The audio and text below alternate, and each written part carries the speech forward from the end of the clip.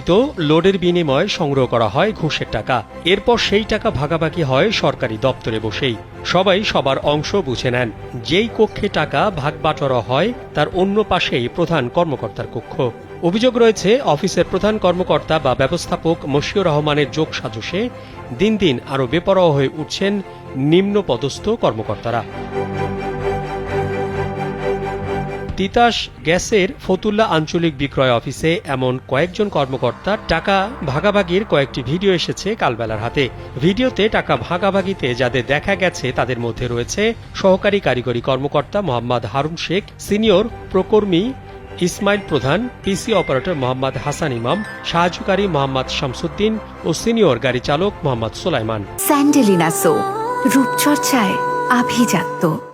দেশের গ্রাহকদের উন্নত সেবা, প্রাকৃতিক গ্যাসের দক্ষ ব্যবহার নিশ্চিতকরণ ও গ্যাস বিপণনে সুশাসন নিশ্চিতকরণে বিদ্যুৎ, জ্বালানি ও খনিজ সম্পদ মন্ত্রণালয়ের আওতায় এবং পেট্রোবাংলার অধীনে তিতাস গ্যাস তাদের কার্যক্রম পরিচালনা করে। এই সংস্থা ও তার কর্মচারীদের বিরুদ্ধে নিজেরা আর্থিক সুবিধা নিয়ে গ্যাস চুরি তথা অবৈধ সংযোগ এবং অননুমোদিত লোড দিয়ে রাষ্ট্রীয় বিপুল আর্থিক ক্ষতির অভিযোগ বহু পুরনো। এবার ফতুল্লার আঞ্চলিক বিক্রয় অফিসে কয়েকজন কর্মচারী টাকা ভাগাভাগির এমন দৃশ্য জ্বালানি খাতে সুশাসন প্রশ্নবিদ্ধ করেছে। জানা গেছে, প্রতিদিনই ফিল্ড থেকে অবৈধ টাকা সংগ্রহ করে তা সংস্থাটির সহকারী কারিগরি কর্মকর্তা মোহাম্মদ হারুন শেখের কক্ষে বসে ভাগবাটোয়ারা করা হয়। কালবেলার হাতে আসা ভিডিও ফুটেজে দেখা গেছে, সহকারী কারিগরি কর্মকর্তা মোহাম্মদ হারুন শেখ তার নিজ কক্ষে বসে আছেন, আশেপাশে দাঁড়িয়ে আছেন অন্য সবাই।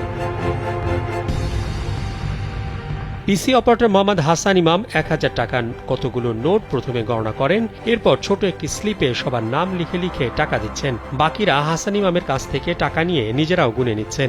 এই সময় একজনকে বলতে শোনা যায়, 5টা বেজে গেছে, তাড়াতাড়ি করো।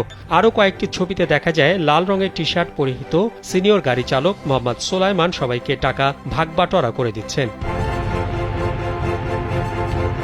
জানতে চাইলে মোহাম্মদ সোলাইমান কালবেলাকে বলেন, মায়ের চিকিৎসার জন্য কলিগ হারুন শেখের কাছ থেকে কিছু টাকা ধার নিচ্ছিলাম, সেটা তাকে ফেরত দেওয়ার সময় কেউ একজন ছবি তুলেছে। পিসি অপারেটর মোহাম্মদ হাসান ইমামকে একাধিকবার ফোন দিলেও তাকে ফোনে পাওয়া যায়নি। সহকারী কারিগরি কর্মকর্তা মোহাম্মদ হারুন শেখ কালবেলাকে বলেন, এ বিষয়ে কোনো কথা বলবো না। এই ঘটনার পরে একটি তদন্ত কমিটি গঠন করা হয়েছে, যা বলার কমিটির কাছে বলবো। বক্তব্য জানতে তিতাস গ্যাস ফতুল্লার আঞ্চলিক বিক্রয় অফিসের ব্যবস্থাপক মশিউর রহমানকে একাধিকবার কল দিলেও তিনি ধরেননি। এই ঘটনার পরপরই ওই 5 জনকে সাময়িক বরখাস্ত করা হয়েছে বলে জানা গেছে।